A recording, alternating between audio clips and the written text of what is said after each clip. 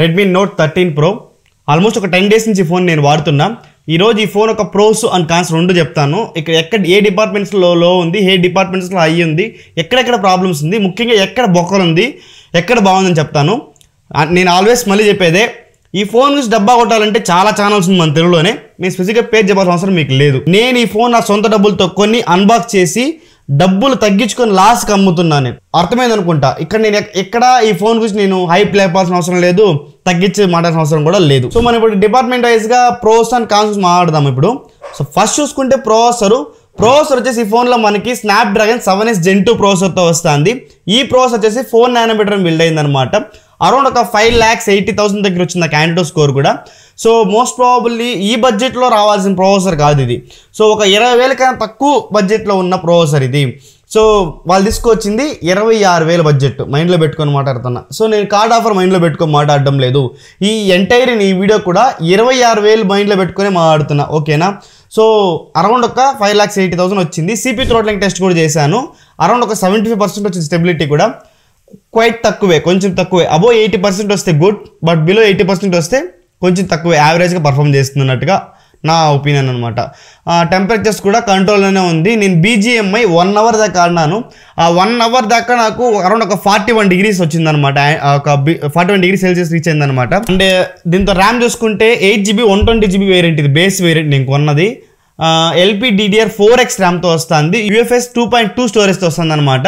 26,000 పెట్టి నువ్వు LPDDR4X RAM ఇస్తున్నావు, UFS 2.2 స్టోరేజ్తో ఇస్తాడు. అది ఎంతవరకు కరెక్ట్ అని నాకైతే అర్థం కాలేదు. వీళ్ళదే ఇంకో ఫోన్ కదా, పోకో X6 Pro. ఈ ఫోన్లోనే UFS 4.0 స్టోరేజ్తో వస్తుంది అండ్ LPDDR5X ర్యామ్తో వస్తుంది అనమాట. సో ఇక్కడ కంపేర్ చేసి చూడండి మీరు ఎంతవరకు వాల్యూ ఫర్ మనీ అనేది. సో నాకైతే పర్ఫార్మెన్స్లో నిజంగా నేనైతే చాలా డిసప్పాయింట్మెంట్ అయ్యాను. బట్ BGMIలో స్మూత్ అండ్ ఎక్స్ట్రీమ్ అవ్వచ్చు. అండ్ ఇంకోటి HDR ఎక్స్ట్రీమ్లో కూడా ప్లే అవుతుంది. అండ్ అరౌండ్ ఒక 30 minutes ఆడిన తర్వాత ఫ్రీక్వెంట్గా ఫ్రేమ్ డ్రాప్స్ అవుతుంది. సో ఓకే, పర్ఫార్మెన్స్లో నువ్వేం చెప్తావు బ్రో అంటే, గేమింగ్ కోసం ఈ ఫోన్ రికమెండ్ చేయను. ఈ ఫోన్ కొనుక్కుంటాను బ్రో, కానీ గేమ్స్ ఆడుకుంటా. అరౌండ్ ఒక 1/2 hour 10 నిమిషాలు 20 నిమిషాలు నేను ఆడుతున్నారు అంటే ఓకే, కానీ గేమింగ్ అయితే ఖచ్చితంగా ఈ ఫోన్ నేను రికమెండ్ మాత్రం చేయను. నెక్స్ట్ వీళ్ళు డబ్బా కొడతాను డిస్ప్లే గురించి. ఆ డిస్ప్లే డిపార్ట్మెంట్, నాకు ఈ ఎంటైర్ ఫోన్లో ఏదైనా డిపార్ట్మెంట్ నచ్చిందంటే అది డిస్ప్లే మాత్రమే. 1.5K రెజల్యూషన్ POLED డిస్ప్లేతో వస్తుంది అనమాట. 120 AMOLED డిస్ప్లే ఇది, POLED డిస్ప్లే ఇది. 1800 స్పీక్ బిట్స్ వస్తుంది అనమాట. నాకు ఇండోర్లో కావచ్చు అవుట్డోర్లో కావచ్చు అంత పెద్దగా నాకేం బ్రైట్నెస్ విషయంలో మాత్రం నాకు పెద్దగా ఏమి ప్రాబ్లం లేదు. అవుట్డోర్లో ఇంకొంచెం ఇచ్చింటే బాగుండు అన్న ఒపీనియన్. బట్ ఓకే, ఆ డిస్ప్లే క్వాలిటీ కానీ అవన్నీ ఓకేనే. అండ్ వీడు హెచ్డిఆర్ సపోర్ట్ చేస్తుంది అంటున్నారు. నాకు యూట్యూబ్లో కానీ ఎక్కడ నెట్ఫ్లిక్స్లో కానీ నాకు ఎక్కడ HDR సపోర్ట్ చూపించడంలే. సో దీనికి రెడ్మీ ఆన్సర్ ఇవ్వాల్సిందే. సో HDR సపోర్ట్ చేస్తుంది అన్నప్పుడు HDR సపోర్ట్ చూపించాలి కదా. బట్ ఎక్కడ నాకైతే HDR సపోర్ట్ అయితే ఇందులో నాకు కనపడలేదు. అండ్ ఈ డిస్ప్లే ప్రొటెక్ట్ చేయడానికి విక్టస్ ప్రొటెక్షన్ ఇచ్చారు, విచ్ ఇస్ గుడ్ థింగ్. ఈ ప్రైస్ బ్రాకెట్లో విక్టస్ ప్రొటెక్షన్ ఇవ్వడం కూడా. And in display finger print censor ఇచ్చారనమాట. ఈ నిజంగానే చాలా బాగా వర్క్ అవుతుంది. And finger print sensor work అయ్యేటప్పుడు హ్యాప్టిక్స్ వన్ ప్లస్ అంత లేదు కానీ, బట్ హ్యాప్టిక్స్ వైట్ గుడ్. ఈ ప్రైస్ బ్రాకెట్కి చాలా బాగా వర్క్ అవుతుంది. హ్యాప్టిక్స్ ఫింగర్ ప్రింట్ సెన్సార్ కానీ అవిటికి అన్నట్టు కూడా చాలా బాగా వర్క్ అవుతుంది. నాకు డిస్ప్లే డిపార్ట్మెంట్ మాత్రమే కొంచెం బెటర్ అనిపించింది. ఆ ప్రైస్ బ్రాకెట్కి బెటర్ కాదు, అబో యావరేజ్, నియర్లీ ఇంప్రెసివ్ నాకు మాత్రం డిస్ప్లే డిపార్ట్మెంట్ మాత్రమే ఈ ఫోన్లో. నెక్స్ట్ చూసుకుంటే కనెక్టివిటీ చూసుకుంటే 5G సపోర్ట్ ఇస్తున్నారు. నేను ఊరికి వాళ్ళని తీసుకెళ్ళినాను అనమాట. నాకైతే కొంచెం బాగానే అనిపించింది. ఎక్కడ నాకు 5G డ్రాప్ అవ్వడం కానీ. అండ్ ఇంకోటి ఏంటంటే, నేను మా ఊర్లో నెట్వర్క్ లేదనమాట, వైఫై మీద వర్క్ అవుతుంది, BSNL వైఫై. నేను ఇంట్లో కూర్చోంటే నాకు నథింగ్, వేరే వాళ్ళ వైఫై, నాకు నథింగ్ ఫోన్లో వైఫై రాలేదు. బట్ దీంతో మాత్రం వైఫై కనెక్ట్ అయింది. సో వైఫైలో కానీ వైఫై 5తో వస్తుంది. అట్లీస్ట్ వీళ్ళు కోట్ చేసిన ప్రైస్ 26,000కి వైఫై 6 సపోర్ట్ అయినా ఇచ్చిండాలి. అండ్ బ్లూటూత్ 5.2 సపోర్ట్తో వస్తుంది అనమాట. సో ఇది కనెక్టివిటీ గురించి మాట్లాడుకుంటే. సో బ్యాటరీ డిపార్ట్మెంట్ గురించి చూసుకుంటే 5100 mAh బ్యాటరీ ఇస్తుంది. దాని ఛార్జ్ చేయడం 67 watt ఛార్జింగ్ బాక్స్లోనే ఇస్తున్నారు అనమాట. అరౌండ్ ఒక 45 minutes to 50 minutes full charge అయిపోతుంది. నేను 15% ఛార్జింగ్ పెట్టినప్పుడు ఓకే, ఛార్జింగ్ టైం కావచ్చు, ఆ ప్రైస్ బ్రాకెట్కి 67 watt charger, which is good thing. నేనేం దాని కంప్లైంట్స్ ఏం లేదు. వర్కింగ్ డే అయితే మీకు ఈజీగా వస్తుందన్నమాట. అండ్ ఇంకోటి ఏంటంటే హెవీగా యూస్ చేస్తే కూడా మీకు అరౌండ్ ఒక ఈవినింగ్ వరకు ఖచ్చితంగా వస్తుంది. స్క్రీన్ టైం చూసుకుంటే 6.5 hours నుంచి 7 hours వస్తుంది, which is good thing. Okay, ఒక ఫుల్ వర్కింగ్ డే కావచ్చు, ఒక హెవీగా యూస్ చేసినా కూడా మనకి by end of the evening కన్నా మనకి ఫుల్ ఛార్జ్ చేసుకోవాల్సి వస్తుంది. నార్మల్ లైట్ యూజ్ అనుకుంటే మాత్రం ఈవినింగ్ మనం ఎట్లేదనుకున్నా 1 full day అయితే 1 full వర్కింగ్ డే అయితే ఈజీగా వస్తుంది అనమాట. నెక్స్ట్ కెమెరా డిపార్ట్మెంట్ గురించి మనం మాట్లాడుకోవాలి. సో కెమెరా వచ్చేసి దీంతో బ్యాక్ సైడ్ వచ్చేసి 3 కెమెరాస్ ఇస్తున్నారు. 200 MP HP3 సామ్సంగ్ సెన్సార్ వస్తుంది. అల్ట్రా వైడ్ యాంగిల్ 8 MP ఇస్తున్నారు. 26,000 పెడతాడు నువ్వు 8 MP అల్ట్రా వైడ్ యాంగిల్, నీకు ఇంకా జనాలు ఎర్రిపూలా కనబడిస్తున్నారు. ఆ 2 MP ఎందుకు ఇస్తున్నావో నీకు అర్థం కాదు, మాకు అర్థం కాదు. ఆ మ్యాక్రో సెన్సార్ దాన్ని ఎవడు యూజ్ చేస్తున్నాడో జనాలకి అర్థం కావాలన్నమాట. But okay, 200 MP macro sensor, 200 MP main sensor. దీంతో ప్రాబ్లమ్స్ మాట్లాడుకుంటే ఈ సెన్సార్లో నువ్వు ఎప్పుడైతే సబ్జెక్ట్ క్లోజ్ తీసుకెళ్తావో సమ్ టైమ్స్ ఆ ఫొటోస్ షార్ట్స్ మిస్ అవుతుంది అనమాట. ఫోకస్ ప్రాబ్లం ఉంది. దగ్గరగా తీసుకెళ్ళినప్పుడు మాత్రము ఫోకస్ సరిగా అవ్వడం లేదు, షార్ట్స్ అయితే అవుట్ ఆఫ్ ఫోకస్ వెళ్ళిపోతుంది. నువ్వు HDR ఇచ్చావు అని చెప్తున్నావు. ఆ HDR పెట్టుకొని తీసినా, HDR ఆఫ్ చేసి తీసినా నాకు ఎటువంటి అక్కడ ఏం రిజల్ట్స్ చూపించడంలే. ఐ థింక్ దీంతో HDR ప్రాబ్లం ఉందనుకుంటా. హోప్ఫుల్లీ దీన్ని రెడ్మీ ఫ్యూచర్లో ఫిక్స్ చేస్తుంది అనుకుందాం. బట్ ఎంతవరకు కరెక్ట్ అని నాకైతే తెలియదు. Next 8 MP ultra wide angle, ఇది నువ్వు ఎందుకు ఇచ్చినావో నీకు అర్థం కావాలా, మాకైతే అర్థం కాలేదు. ఓకే, ఫొటోస్ తీసినప్పుడు బాగానే ఉంటుంది, కానీ ఎప్పుడైతే జూమ్ చేస్తావో అసలు డీటెయిల్స్ మాత్రం వేస్ట్. అసలు ఈ 8 MP ఇది 26,000 పెడతాన్నావు నువ్వు. కొంచెమైనా నిజంగానే తెలివి ఉండి పెడతానావా లేదా నాకైతే అర్థం కాలేదు. అట్లీస్ట్ 12 MP 16 MP సెన్సారో ultra wide angle next time నుంచి ఇవ్వడానికి ట్రై చేయాలి. ప్రతి ఒక్క యూట్యూబర్స్ ఈ అల్ట్రా వైడ్ యాంగిల్ నువ్వు ఇవ్వకపోయినా పర్లేదు, ఈ యూట్యూబర్స్ మాత్రం దీని గురించి మాట్లాడండి. దీన్ని స్కిప్ చేయమని చెప్పండి, అట్లీస్ట్ దీన్ని స్కిప్ చేయమని చెప్పండి. ఆ రైల్స్ మంచి సెన్సార్ తీసుకురామని చెప్పండి దీని ప్లేస్లో మాత్రము. అండ్ ఆ 2 MP సెన్సార్ దాన్ని వాళ్ళు ఎందుకు తీసుకొస్తున్నారు వాళ్ళకి అర్థం కావాలి, నాకైతే అర్థం కాలేదు. దాని ఫొటోస్ కూడా నేను పెట్టలే. అండ్ ఇంకోటి, నేను అన్ని ఫొటోస్ ఇక్కడ నేను చూపించలేను, అన్ని వీడియోస్ క్లిప్స్ మీకు చూపించలేను. మొత్తం అన్ని ఫొటోస్, అన్ని డే లైట్, ఇండోరు అన్నీ కలిపి వీడియోస్ కలిపి కింద మీకు ఒక డ్రైవ్ లింక్ ఇచ్చింటాను. దాన్ని క్లిక్ చేసి మీరు డౌన్లోడ్ చేసుకొని మీరు అక్కడి నుంచి చూసుకోవచ్చు అనమాట. సో టైం వేస్ట్ ఇక్కడ చూపించడం వల్ల. సో దాన్ని క్లిక్ చేసి చూడండి మీరే. Next front side 16 MP camera ఇస్తాండావు. ఆ కెమెరా ఓకే బాగానే వర్క్ అవుతుంది. డే లైట్లో అయితే మాత్రం ఎటువంటి ప్రాబ్లం లేదు. బట్ ఇండోర్ లైట్లో వచ్చే ఉంది కొంచెం గ్రెయిన్స్ వస్తుంది ఫోటోలో, అంత పెద్దగా పర్ఫార్మెన్స్ అయితే లేదు. And portrait shots back side కావచ్చు, ఫ్రంట్ సైడ్ కావచ్చు, ఎడ్జ్ డిటెక్షన్ ప్రాపర్గా లేదు. నాకు ఫ్రంట్ సైడ్ ఫోటో మీకు చూపిస్తాను చూడండి, నా గడ్డమే తీసేసింది, గడ్డమే బ్లర్ చేసింది అనమాట. సో ఇట్లాంటి ఇష్యూస్ ఉంది. ఆ పోర్ట్రేట్ విషయంలో మాత్రం కొంచెం ఇంప్రూవ్మెంట్స్ చేసుకోవాలి. Next video department. ఈ డిపార్ట్మెంట్ నిజంగానే నాకు చాలా కోపం అనిపించింది. ఈ డిపార్ట్మెంట్లో మాత్రము 4K 30fps సపోర్ట్ వస్తుంది బ్యాక్ సైడు, దానికి ఆప్టికల్ ఇమేజ్ స్టెబిలైజేషన్ లేదు. అండ్ వీడియో రికార్డ్ చేస్తా అంటే ఆ వీడియో ఏమైనా ప్రాపర్గా ఉందంటే స్టక్ అవుతుంది ఆ 4K 30fps. నువ్వు ఇచ్చి ఏం లాభం? ఇప్పుడు ఈ ఫోన్ మేము రికమెండ్ చేయాలంటే ఏదైనా కెమెరా కన్నా రికమెండ్ చేయాలన్నా, లేదా గేమింగ్ కన్నా రికమెండ్ చేయాలన్నా, దేనికి రికమెండ్ చేయాలి మేమే తల బీక్కోవాల్సి వస్తుంది. ఓకేనా?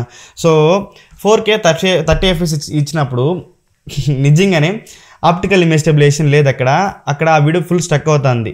అండ్ 1080p 60fps కన్నా ఇచ్చాడంటే దానికి కూడా ఇవ్వలేదు. 1080p 30fps మాత్రమే మనకి ఆప్టికల్ ఇమేజ్ స్టెబిలైజేషన్ ఇస్తున్నాడు అనమాట. ఆడు ఎందుకు ఇస్తున్నాడో ఆడికే అర్థం అవ్వాలన్నమాట. అండ్ ఇంకోటి నాకు చాలా బాగా అనిపించింది, సబ్జెక్ట్ కానీ క్లోజ్లో ఉంటే, నేను ఒక గెద్దది వీడియో రికార్డ్ చేశాను, దాన్ని సబ్జెక్ట్ కానీ చాలా క్లోజ్లో ఉంటే మాత్రం నిజంగా బ్యాక్గ్రౌండ్ బ్లర్ చాలా బాగుంది. అండ్ వీడియో క్లారిటీ మాత్రం ఎక్సలెంట్గా ఉందన్నమాట. బాగుందని చెప్తాను, బాగలేదు ఖచ్చితంగా బాగలేదని చెప్తాను అనమాట. ఖచ్చితంగా వీడియో క్లారిటీ మాత్రం కొంచెం ఎక్సలెంట్గా ఉంది, కాకపోతే కొంచెం వామ్ టోన్స్ వస్తుంది. నెక్స్ట్ అప్డేట్లో ఏమో దాన్ని ఫిక్స్ చేస్తే బాగుంటుంది అనమాట. ఇంకా అల్ట్రా వైడ్ యాంగిల్ గురించి ఎంత తక్కువ మాడుకుంటే వీడియోస్లో అంత మంచిది. అసలు మెయిన్ సెన్సార్కి అల్ట్రా వైడ్ యాంగిల్కి కలర్స్ అసలు నువ్వు ఎక్స్పోర్ట్ కూడా చేయలేవు. దాంతో కలర్ వస్తా అంటే దీంతో కలర్ వస్తూ ఉంటుంది. దీని నుంచి తక్కువ మాడుకుంటేనే బెటర్ అనమాట. 1080p 30fps 1080p 30fps మాత్రం సపోర్ట్ వస్తుంది. రే 60fps కూడా సపోర్ట్ ఇవ్వలేదు కదా రే అల్ట్రా వైడ్ యాంగిల్కి రే. ఈ ఒక్క డిపార్ట్మెంట్ అయినా జాతిగా ఇచ్చినావు, నువ్వు పర్ఫెక్ట్గా ఇచ్చినావా? ఓకే, ఫుల్ఫిల్ అయిందని చెప్పేదానికి. Next slow motion 1080p 120fps 240fps కూడా ఇవ్వరా 1080pలో? ఏంది నాకు అర్థం కాలే. 480 రియల్మీ వాడైతే 1080p 480fps వరకు ఇస్తాడు. వీడు 1080p 120 FPS ఇస్తా అన్నాడు, 720p 240 FPS ఇస్తా అన్నాడు. అసలు 720pలో వీడియో తీస్తే అసలు మీరు దాన్ని యూజబుల్గానే ఉండదు అనమాట. 1080p అయినా కొంచెం అట్లా చూసుకోవచ్చు, బట్ 720p మాత్రం వేస్ట్.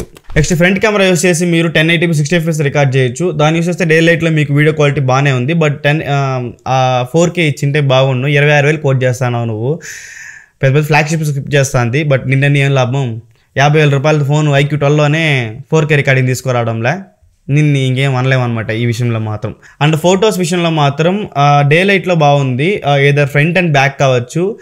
నైట్ టైంలో మాత్రం కొంచెం ఇంప్రూవ్మెంట్స్ యావరేజ్గా ఉంది, నిజంగానే ఇంప్రూవ్మెంట్ కొంచెం కాదు చాలా యావరేజ్గా ఉంది. ఫొటోస్ చాలా ఇంప్రూవ్మెంట్స్ కావాలి నైట్ టైంలో మాత్రం ఫొటోస్కి. Next design and build quality గురించి మాట్లాడుకుంటే డిజైన్ మాత్రం చాలా బాగా నచ్చింది. ఆ కోరల్ పర్పుల్ డిఫరెంట్ కలర్స్తో తీసుకురావడం ఆ కెమెరా దగ్గర నాకు బాగా నచ్చింది. అండ్ కెమెరా బంప్ మాత్రం చాలా ఎక్కువైంది ఈసారి, సో అది కూడా కొంచెం చూసుకొని తగ్గించుకుంటే బాగుంటుంది. ఎందుకంటే 200 మెగాపిక్సెల్ సెన్సార్ పెద్దది, కానీ ఆ సెన్సార్ తగిన న్యాయం నువ్వు అయితే చేయడం లేదని నా ఒపీనియన్. ప్లాస్టిక్ బాడీ 26,000 పెట్టినా కూడా మేము ప్లాస్టిక్ బాడీనే ఇస్తాము. బ్యాక్ సైడ్ ప్లాస్టిక్ బ్యాకే వస్తుంది అండ్ మ్యాట్ ఫినిష్తో వస్తుంది. ఫింగర్ ప్రింట్స్ ఏం అట్రాక్ట్ చేయడం లేదు.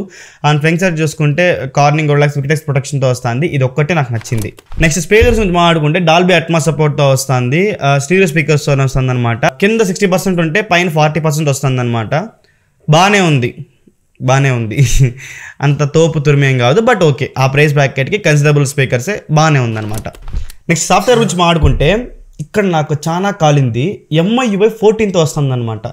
MIUI 14తో Android 13తో వస్తున్నాడు. నువ్వు ఇస్తావు, ఎందుకంటే ఎవడు మాట్లాడు కాబట్టి నువ్వు ఇస్తావు అనమాట. నిజంగా ఎంత నిజంగానే, కానీ దాన్ని ప్రౌడ్గా చెప్పుకుంటావు 3 ఏళ్ళు మేము ఇస్తామని చెప్పేసి. దేనికి రా లాభం 3 ఏళ్ళు ఇచ్చి? ఇప్పుడు Android 13 తీసుకొని వస్తే మాకు Android 16 వరకు వస్తుంది. అదే నువ్వు Android 14 తీసుకొని వచ్చి Android 3 ఏళ్ళు ఇచ్చినావు అనుకో, Android 17 వరకు మాకు వస్తుంది అనమాట. అండ్ Android సెక్యూరిటీ బ్యాచ్ వచ్చేసి December 12th తీసుకొస్తున్నారు. ఇప్పుడు అప్డేట్ చెక్ చేస్తాను జస్ట్ నౌ. జనవరి సెక్యూరిటీ బ్యాచ్ అప్డేట్ కూడా మనకు వచ్చిందనమాట. సో ఈ ఒక్క సాఫ్ట్వేర్ విషయంలో మాత్రం నేను మాత్రం చాలా డిసప్పాయింట్మెంట్ అయ్యనమాట. సో ఫైనల్ నా కన్క్లూజన్ ఏంటి కథ, ఈ ఫోన్ కొనచ్చా వద్దా బ్రో, ఏంది బ్రో అని అడిగినావంటే మాత్రం ఏ డిపార్ట్మెంట్లో పర్ఫెక్ట్గా తీసుకొచ్చినాడు వీడు. ఒకే ఒక డిపార్ట్మెంట్ చెప్పు, వీడి కెమెరా డిపార్ట్మెంట్ బాగుందా, ప్రాసెసర్ డిపార్ట్మెంట్ బాగుందా, స్పీకర్ డిపార్ట్మెంట్ కానీ ఏదైనా సరే బాగుందా అని చెప్పినావంటే నేను దీన్ని రికమెండ్ చేస్తాను. డిస్ప్లే ఒక డిపార్ట్మెంట్ మాత్రమే నాకు 100 out of 100 ఇవ్వాలనిపించింది. అండ్ స్పీకర్ కూడా ఓకే ఆ ప్రైస్ బ్రాకెట్కి బాగానే ఉంది. మిగతా ఏ డిపార్ట్మెంట్ కూడా ఈ ఫోన్ టిక్ చేయడం లేదు. 26,000కి ₹1 కూడా ఇది వర్తే చెయ్యదు. కొన్నావంటే మాత్రం అడక తినిపోతావు, ఓపెన్ చెప్తాను నేను మాత్రం. ఓకే, సో డిస్ప్లే డిపార్ట్మెంట్ కానీ స్పీకర్ డిపార్ట్మెంట్ కానీ బాగానే ఉంది. ఆ బ్యాటరీ డిపార్ట్మెంట్ కానీ ఓకే, కానీ ఆ ప్రాసెసర్ కాకుండా 7+ Gen 2 ప్రాసెసర్ ఆర్ఎల్స్ ఇంకేదైనా డైమెన్సిటీ ప్రాసెసర్ ఇచ్చింటే బాగుండు అనేది నా ఒపీనియన్.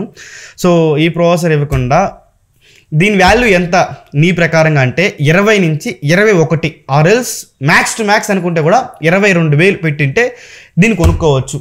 లేదు నేను కొనుక్కుంటా, రెడ్మీ డైహార్డ్ ఫ్యాను వాళ్ళు చెప్పినారు నేను కొనుక్కుంటా అంటే నీ కర్మ, దాని మించి దీనికి నేను చేయలేను అనమాట. సో గేమింగ్ మాత్రం నేను రికమెండ్ చేయను.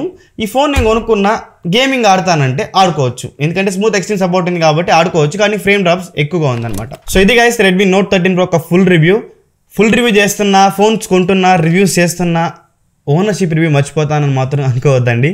ఇది కూడా వస్తుంది with in a week or else with in 2 weeksలోనే తీసుకొస్తాను. ఎందుకంటే వాళ్ళు వాడాలి కదా, సబ్స్క్రైబర్స్ కొనాలి, వాడు వాడిన తర్వాత తీసుకొని వద్దాం. ఏదైనా సరే నేను రివ్యూ చేసినా కూడా ఓనర్షిప్ రివ్యూ మర్చిపోను. ఎందుకంటే ఈరోజు నేను ఇక్కడ కూర్చొని మాట్లాడుతున్నానంటే నన్ను నిలబెట్టింది మాత్రం ఓనర్షిప్ రివ్యూనే, ఇది మాత్రం నేను మర్చిపోను అనమాట. సో ఇది నా రివ్యూ అయితే. కొంతమంది నచ్చిండొచ్చు, కొంతమంది నచ్చకుండా ఉండొచ్చు. దయచేసి లైక్ చేయండి, ఎందుకంటే ఈ ఫోన్స్ నా సొంత డబ్బులతో ఎవ్రీ రూపీ యూట్యూబ్ డబ్బులేం కాదు. నేను పర్సనల్గా డ్రైవింగ్కి వెళ్తా ఉన్నాను, మీకు కొంతమంది తెలిసి నా డబ్బులు నా సొంత డబ్బులతో నేను పెట్టి కొన్ని అన్బాక్స్ చేసి రివ్యూ చేస్తున్నా. దయచేసి లైక్ చేసి కింద కమెంట్ చేయండి ఎలా ఉంది రివ్యూ అని చెప్పేసి. ఇవిడకైతే దివ్స్ రేవన్ signing off. Next searching. Bye now.